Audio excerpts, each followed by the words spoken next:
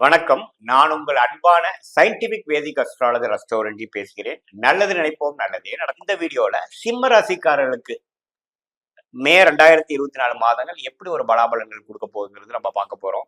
இப்ப பாத்தீங்கன்னா, ஆண்டு கிரகம் என்று சொல்லப்படுகிற ராகு கேது 2-8ல இருக்காங்க. 8ஆம் இடத்துல ராகுவும் 2ஆம் இடத்துல கேதுவும். அந்த அந்த 2 கிரகத்துல எந்த வித மாற்றங்களும் மே மாதத்தில் இருக்க போறது இல்லை. அதே சமயத்துல கண்டகசனியாக 7ஆம் இடத்திலிருந்து ராசியவே சிம்ம ராசியவே பார்த்து சில பிரச்சனைகளும் சில டென்ஷனும் சில ப்ரெஷரையும் உங்ககிட்ட மெயின்டைன் பண்ணிட்டு இருக்கக்கூடிய சனி நிலையிலும் எந்த மாறுபாடும் மே மாதத்தில் இல்லை.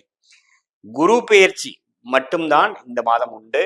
அந்த அடிப்படையில பாத்தீங்கன்னா, ஆண்டு கிரகம் என்று சொல்லப்படுகிற குரு மே 1ஆம் தேதி ஆண்டு முதல் நாளே பாத்தீங்கன்னா 10ஆம் இடத்துக்கு வருகிறார் 9ஆம் இடத்திலிருந்து. இத்தகைய ஒரு பயிற்சி எப்படி இருக்குங்கிறத நம்ம பார்க்க போறோம். அதே சமயத்துல மற்ற கிரகங்கள் எப்படி இருக்கும் பார்க்கும் பொழுது, இந்த ராகு 8ஆம் இடத்துல இருக்கும்போது இருக்கிறதோட சேர்ந்து செவ்வாயும் சேர்ந்து விட்டார். உங்களுக்கு செவ்வாய் ரொம்ப முக்கியமான ஒரு கிரகமாக இருக்கிறது. சிம்ம ராசிக்காரருக்கு செவ்வாய் 4ஆம் வீட்டுக்கும் பாக்கியஸ்தானம் என்று சொல்லக்கூடிய 9ஆம் வீட்டுக்கு அதிபதியா இருக்கக்கூடிய செவ்வாய் 8ஆம் இடத்துல போய் ராகுவோட சேர்ந்து இருக்கிறது கொஞ்சம் பார்த்தீங்கன்னா, சில விஷயங்கள் கைக்கு வந்தது வாய்க்கு வரலைங்கிற மாதிரி சில விஷயங்களும், சில எதிர்பார்ப்புகளும், டிராவலிங் விஷயத்துல கொஞ்சம் அசௌகரியங்களும், பேச்சு விஷயத்துல சில நாம பேசுறது வேற மாதிரி போகக்கூடிய அமைப்புகளும் இருக்கக்கூடிய அமைப்பு இருக்கு. கொஞ்சம் கேர்ஃபுல்லா தான் இருக்கணும். ஸோ சனி 7ஆம் இடத்துல ராசியை பார்த்து செவ்வாய் 8ஆம் இடத்துல ராகுவோடு இருக்கிற நிலை இருக்குது இந்த மாதம் முழுக்குங்கிறது சிம்மராசிக்காரர்கள் புரிந்து கொள்ள வேண்டும். ரொம்ப கேர்ஃபுல்லாகவும் இம்பார்ட்டன்ட் டெசிஷன்ல இருக்கக்கூடிய அமைப்புகள் இந்த மாதத்தை நீங்க அவாய்ட் பண்ணி ஆகணும். Not the best month for you. அதே சமயத்துல பாத்தீங்கன்னா, குரு 10ஆம் இடத்துல வந்து 2ஆம் இடம்ங்கிற தனஸ்தானத்தை பார்ப்பதனால சில கேஷ் ஃப்ளோ இம்ப்ரூவ் ஆகும். வரவேண்டிய கடன் கொஞ்சம் கிடைக்கும்.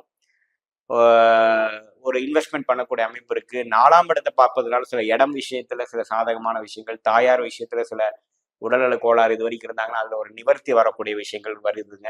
அதே சமயத்துல 6ஆம் இடத்தையும் பார்ப்பதனால் சில ஒரு சுப கடன்கள் வாங்கி அதன் மூலமா சில செலவு பண்ணக்கூடிய அமைப்புகள் உண்டு.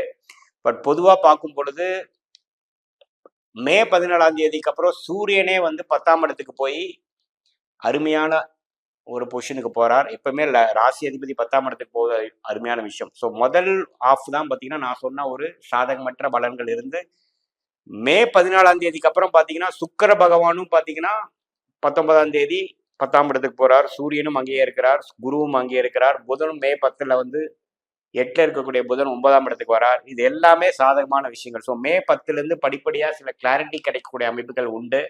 கேஷ் ஃப்ளோ இம்ப்ரூவ் ஆகக்கூடிய அமைப்புகள் உண்டு. கண்டிப்பாக சில இடர்பாடுகள் நீங்கி கொஞ்சம் எல்லா விஷயங்களும் ஃபால் இன் பிளேஸ் ஆகக்கூடிய அமைப்பு உண்டு. மாணவர்களுக்கு நல்ல ஒரு கான்ஃபிடன்ஸ் கொடுக்கக்கூடிய அமைப்பு செகண்ட் ஹாஃப் ஆஃப் மேலேருந்து வரக்கூடிய அமைப்பு உண்டு. இம்பார்ட்டண்டான டிசிஷன்லாம் செகண்ட் ஹாஃப்ல பண்ணுங்க, ஃபர்ஸ்ட் ஹாஃப்ல போஸ்ட்போன் பண்ணிக்கிறது நல்ல விஷயம்.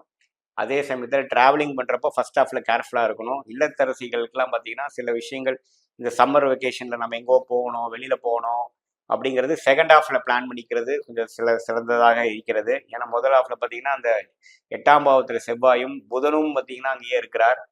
ஸோ சில விஷயங்கள் சாதகம் இல்லாமல் இருப்பதனால் மாதம் போக போக கொஞ்சம் நல்ல ஒரு விஷயமாக மாறக்கூடிய அமைப்பு இருக்கிறது. ஸோ பொதுவா இந்த மாதம் வந்து இம்பார்ட்டண்டான ஒரு டெசிஷன் எடுக்கக்கூடிய மாதமாக எடுத்துக்காமல் ஒரு மாதிரியான மெயின்டைன் பண்ணக்கூடிய ஒரு விஷயமாகவும், பேசுகிற விஷயத்திலையும், ஹெல்த் விஷயத்திலையும், டிராவல் பண்ணக்கூடிய விஷயத்திலையும் கொஞ்சம் கவனமாக இருக்கக்கூடிய ஒரு மாதமாகவும், மாதத்தின் இறுதி பகுதி அதாவது செகண்ட் ஹாஃப் வந்து கொஞ்சம் நல்ல பலான்களும் நீங்க எதிர்பார்த்த சில விஷயங்கள் கைகூடுற மாதிரியும், உங்களுக்கே கொஞ்சம் கிளாரிட்டி கிடைக்கிற மாதிரியும், கேஷ் ஃப்ளோ இம்ப்ரூவ் ஆகிற மாதிரியும், மாணவர் செல்வங்களுக்கு நல்ல ஒரு கான்ஃபிடன்ஸா வந்து அவங்களோட பொட்டென்ஷியலுக்கு பெர்ஃபார்ம் பண்ற மாதிரியும் சில அமைப்புகள் சில கிரகத்தின் பயிற்சிகள் கொடுக்கக்கூடிய அமைப்பு இருக்கிறதுங்க.